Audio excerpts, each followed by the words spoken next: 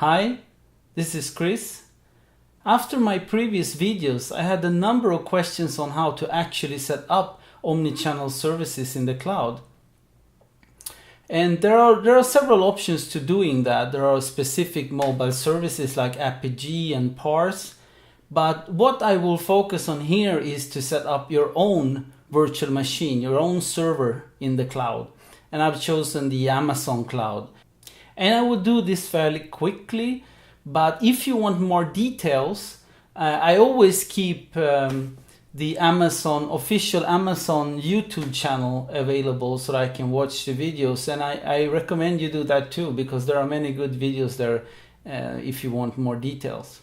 Okay, so let's get started. Okay, so I'm assuming that you already have an account and that you can get by going to awsamazon.com and click the sign up button and then follow the instructions. And even if you need to supply a credit card, you will not be charged unless you go above the free tier usage. And if you want to be sure, don't hesitate to set up like a billing alarm for 1 cent or something. And also note that the free tier is only valid for 1 year. Yes, also note that even if you remove your credit card from the account, you will not be that will not prevent Amazon for charging it. So okay, that was the disclaimer part. So when you logged in, you select the management console, and then you select the EC2, which is the Elastic Computing Cloud, and that's where we want to set up our virtual server. So here you can see the dashboard, and what we want to do here is to first make sure that we are in the correct region, and here I've selected the cheapest region, which is North Virginia, and then I just go to launch instance, and even if I can select here any operating system like Windows or Unix, I'm gonna select one of the most popular Ubuntu versions, which is 12.04 long-term support and the 64-bit version. And if I select here that I only want the free tier stuff, I will be suggested the micro instance, and I will go with that.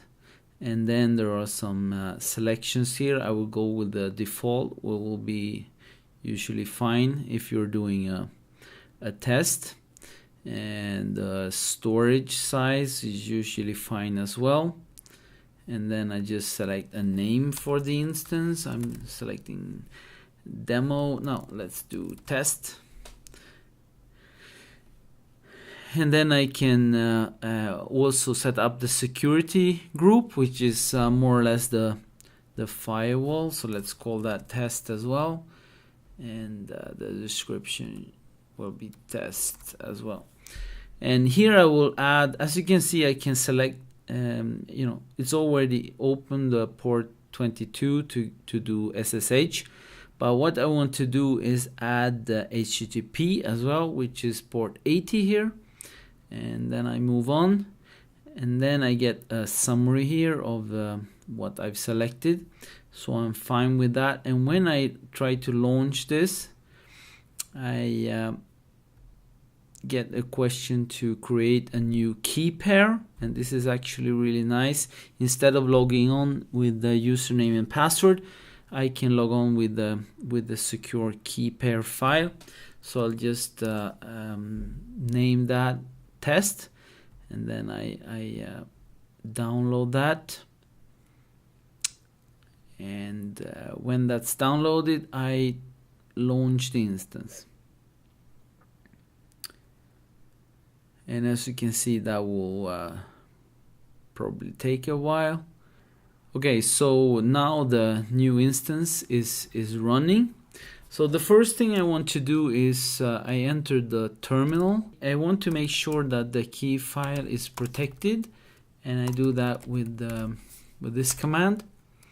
And then I want to connect to the new instance, and I do that with the default Ubuntu user and the IP address of the instance. So I'll just go and grab that here. There, like that. And then I'm asked if I'm sure I want to connect to it, and there I'm connected to the new instance. So the first thing I want to do is to make sure that the operating system is up to date, and then I want to make sure we are upgraded to the latest version of the OS.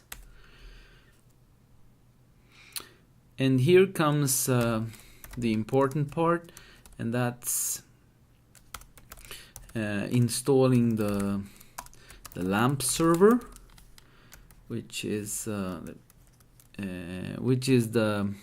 Apache web servers, the server, and the PHP and the MySQL database, etc. And please note the caret at the end there, which is important.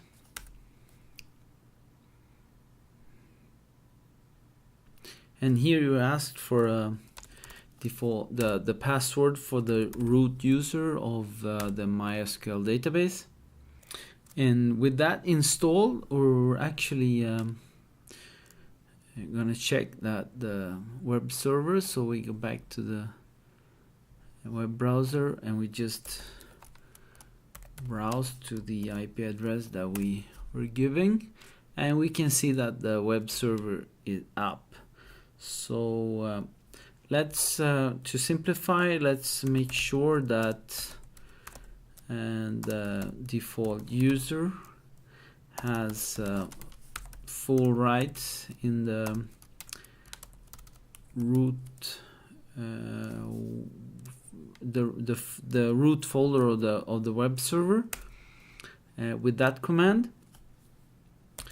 And then let's just move to that directory, and let's create a simple PHP file.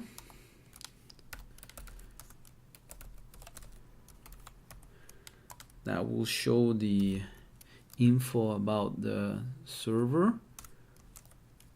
So yes, like that. PHP. And with that in place, we can actually go back to the server here, and we'll just say, let's see the info. And there you can see that we have a server running PHP with the Apache server. And with that, you have a server running in the Amazon cloud, ready to deploy your omni-channel services. Thank you.